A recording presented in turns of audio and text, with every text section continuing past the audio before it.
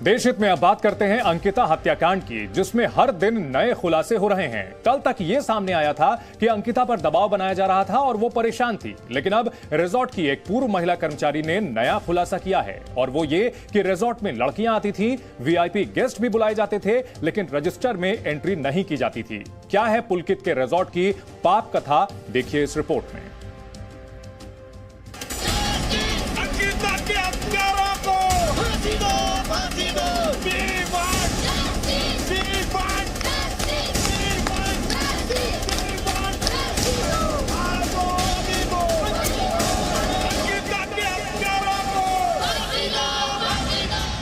पुलकित के रिजॉर्ट की पाप कथा।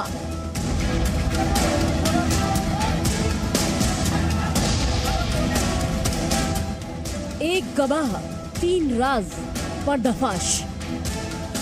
और पुलकित और अंकित ज्यादातर वो बाहर ही रहते थे, रिजॉर्ट में रहते थे, पर वो घिनौनी हरकतें के लिए रहते थे। रिजॉर्ट में ड्रग्स का धंधा, जी गांजा वगैरह होता था, लड़कियां आती थी, मुझे उसके लिए फील करने के लिए, रजिस्टर में फील करने के लिए मना कर दिया था।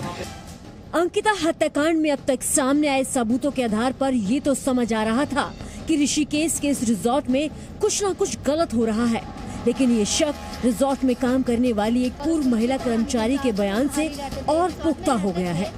मैंने ज्वाइनिंग की थी वहाँ पे मई में, और मैंने जुलाई में जॉब छोड़ी है। वहाँ पे लड़कियां आती थी, वो लड़कियों के साथ बदतमीजी करता था। उन्होंने मुझे भी गालियां दी है, मुझसे ही बहुत अब्यूज लैंग्वेज यूज की है उन्होंने, अंकित गुप्ता ने, पुलकित आर्या ने। अंकिता से पहले इस रिजॉर्ट में काम करने वाली इस महिला ने भी संदिग्ध गतिविधियों और खराब बर्ताव की वजह से नौकरी छोड़ दी थी, और ये खुलासा किया कि रिजॉर्ट में वीआईपी गेस्ट आते थे, लेकिन रजिस्टर में एंट्री नहीं होती थी। और क्या बोलते हैं, वहाँ पे लड़कियां आती थी, वो लड़कियों के साथ छेड़खानी, बदतमीजियां लड़कियां लाता था अंकित गुप्ता, और वीआईपी गेस्ट भी आए हैं उनके पर। मुझे उन चीजों के लिए एंट्री के लिए मना कर दिया था। मैं फ्रंट मैनेजर की पोस्ट में गई थी, तो उन्होंने मुझे एंट्री के लिए मना कर दिया था कि क्या बोलते हैं, तुम इन सबकी एंट्री मत करना। जी न्यूज ने अंकिता के दोस्त से फोन पर बात की, जिसने बताया कि अंकिता भी इसलिए परेशान थी, उस पर भी रिजॉर्ट का मालिक और मैनेजर दबाव बना रहे थे। रात को चैट पर उन्होंने बात की थी तो वो चीजें सामने निकल के आई कि कुछ वीआईपी गेस्ट आने वाले हैं, तो कुछ एक्स्ट्रा सर्विस की डिमांड कर रहे थे, तो उन्होंने कुछ पैसे भी ऑफर किए कि इनडायरेक्टली कि लड़कियां कुछ लेके आओ, आपके नाम में कुछ लड़कियां हैं। तो मगर उसको समझ आ गया था कि लड़की तो चलो इंटेंशन तो समझ ही जाती है ना। बिल्कुल, उनको समझ आ गया कि हाँ मेरे को ही बोल रहे हैं इनडायरेक्टली कि मैं मान जाऊं।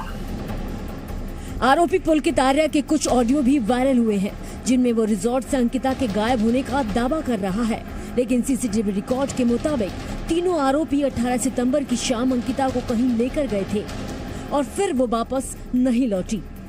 अंकिता की पोस्टमार्टम रिपोर्ट में भी डूबने से मौत की पुष्टि हुई है और शरीर पर चोट के 4 से 5 निशान भी मिले हैं। मामले में एसआईटी सबूतों की जांच कर रही है और आरोपियों को पुलिस रिमांड पर लेने की तैयारी। हमने कितना भी एविडेंसेस है वो सब हमने जोड़ लिया है, कितना भी इकट्ठा हो गया है एंड उसको एनालिसिस कर रहे हैं। एंड कल पोस्टमार्टम रिपोर्ट भी प्राप्त हो चुके हैं और उसके उनके परिवार को भी जानकारी दे दिया है पोस्टमार्टम रिपोर्ट के संबंध में। पीसीआर के लिए हमने अभी अप्लाई कर रहे हैं, सो पीसीआर लिया जाएगा। फास्ट ट्रैक कोर्ट में मामला चलाने की बात हुई, एसआईटी का गठन भी कर दिया गया, लेकिन सवाल ये है कि गुनाहगारों को उनके किए की सजा कब तक मिलेगी। अंकिता हत्याकांड में बेशक एसआईटी की टीम सबूत जुटाने में जुटी है, लेकिन उत्तराखंड की जनता और अंकिता के घर वाले एसआईटी की जांच पर सवाल खड़े कर रहे हैं। मसलन ये कि गिरफ्तारी के 5 दिन के बाद भी पुलिस अब तक आरोपी पुलकित आर्या को रिमांड में लेकर पूछताछ नहीं की है, और इसके अलावा जो तहसीलदार है जिसने शुरुआती जांच में काफी लापरवाही की, सिर्फ उसे सस्पेंड किया गया है। उसके खिलाफ क्या कानूनी कार्रवाई की गई, इसको लेकर लगातार जनता सवाल उठा रही है, और यही वजह है कि लगातार उत्तराखंड की जनता प्रोटेस्ट कर रही है और मांग कर रही है कि इस पूरे घटनाक्रम की जांच सीबीआई से होनी चाहिए। इस पूरे मामले में पुलिस की कार्रवाई और रवैये से लोग नाराज हैं और सीबीआई जांच की मांग कर रहे हैं।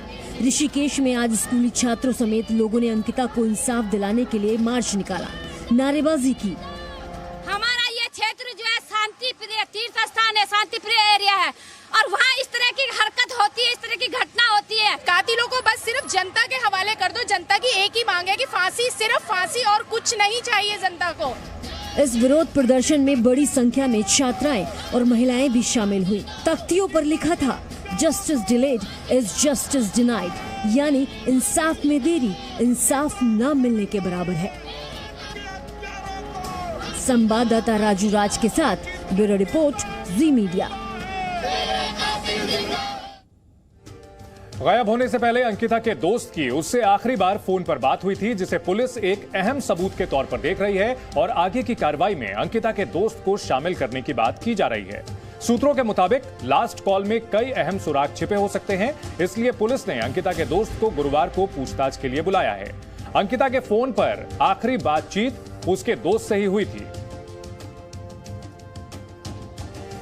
अंकिता के दोस्त के पास तीनों आरोपियों की कॉल रिकॉर्डिंग है और पुलिस आरोपियों को रिमांड पर लेने के बाद अंकिता के दोस्त से उनका आमना सामना करवा सकती है। अंकिता के दोस्त से आरोपियों का आमना सामना कराया जाएगा और इसमें अहम सबूत के तौर पर, अहम गवाह के तौर पर इस दोस्त को माना जाएगा।